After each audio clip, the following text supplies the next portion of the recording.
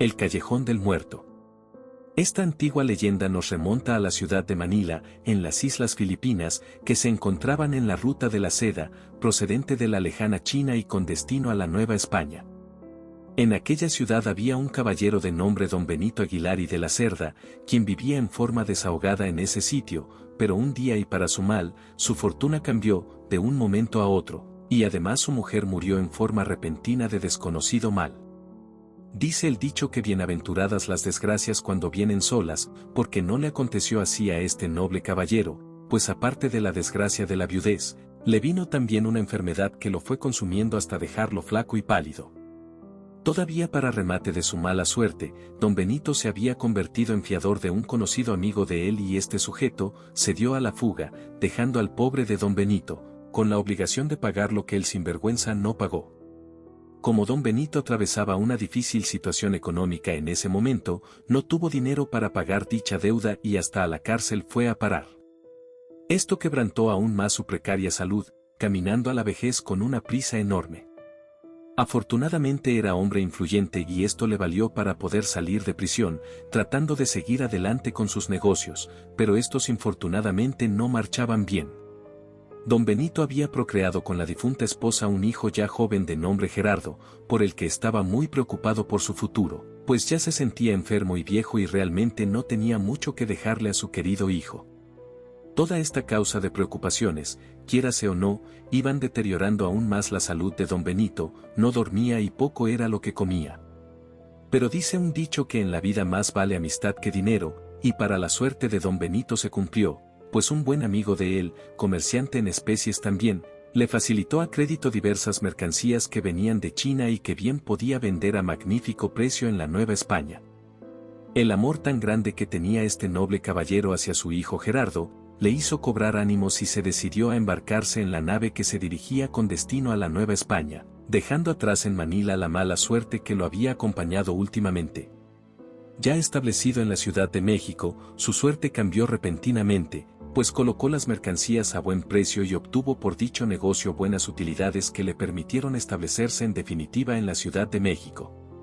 Todo negocio que emprendía don Benito salía bien, en ocasiones triplicando las ganancias de su inversión, lo que al tiempo le permitió comprar una casa, que si bien era ya vieja, la fue remodelando poco a poco hasta que la casa quedó a satisfacción y a todo lujo. En una ocasión que venía la nao de China y nuestro buen amigo se encontraba cansado para realizar el viaje, decidió enviar a su hijo Gerardo al puerto de Acapulco, para que se hiciera cargo de recibir las costosas mercancías que venían de Oriente. Asimismo esto servía para que Gerardo se fuera fogueando en el mundo de los negocios y él ya poder retirarse tranquilamente a descansar algún día. Así pues, el joven Gerardo partió presuroso a Acapulco a cumplir su deber y dicen las personas que le acompañaban, que el muchacho respiró aire de agua podrida de una ciénaga y para su desgracia enfermó. Cayó en cama con una calentura elevadísima que estuvo a punto de matarlo. Se le trasladó de inmediato a la Ciudad de México, para que lo examinaran los médicos y pudiera recuperar la ansiada salud, pero parecía que su estado físico iba de mal en peor dejándolo seco y enjuto. Desesperado don Benito por la enfermedad de su hijo, optó como último y eficaz remedio, hacer una manda.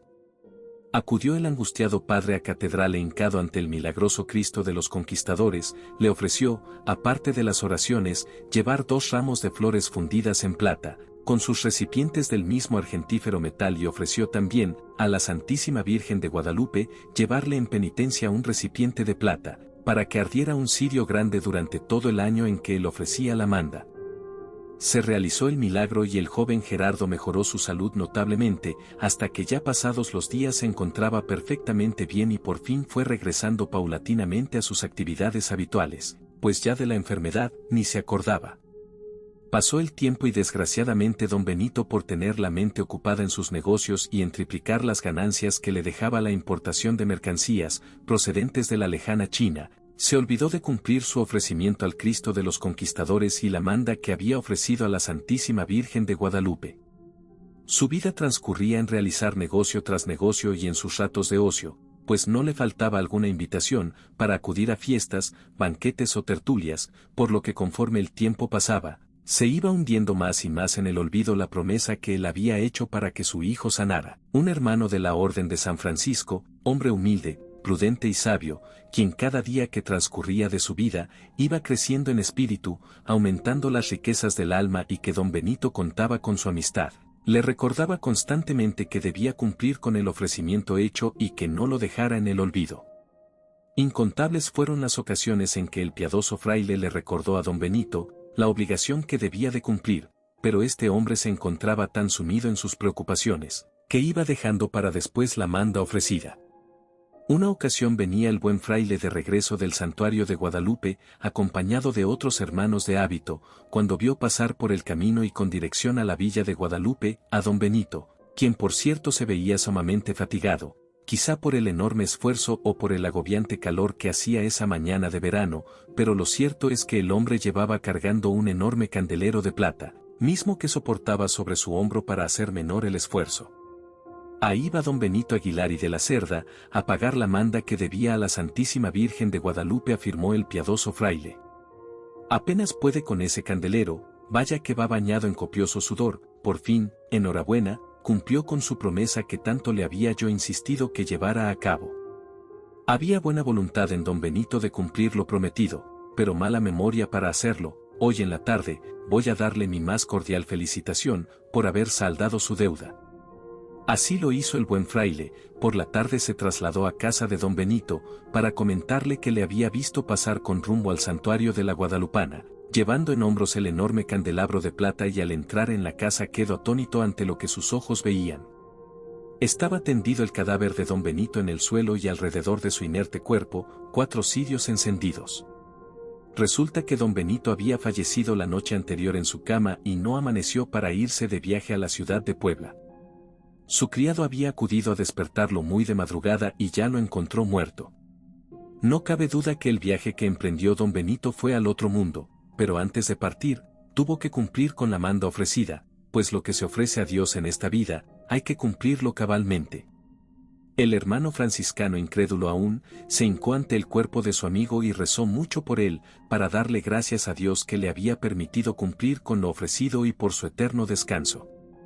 El callejón donde en vida tuvo su domicilio don Benito, recibió precisamente el nombre de Callejón del Muerto, por la historia que hemos relatado, y que con el tiempo se fue convirtiendo en un callejón triste y solitario por los hechos que ahí se sucedieron. Las deudas se pagan, tanto por el deber que tienes con la otra persona como por la paz en uno mismo, y más las mandas a los dioses o santos, pues un alma terrenal no puede jugar con energía superior. La intervención divina llega por la fe, el implicar el despojarse de bienes terrenales, o en su defecto hacer peregrinajes, cargar con imágenes o santos, incluso flagelando su cuerpo, haciendo un contrato de reciprocidad, con el santo o Dios.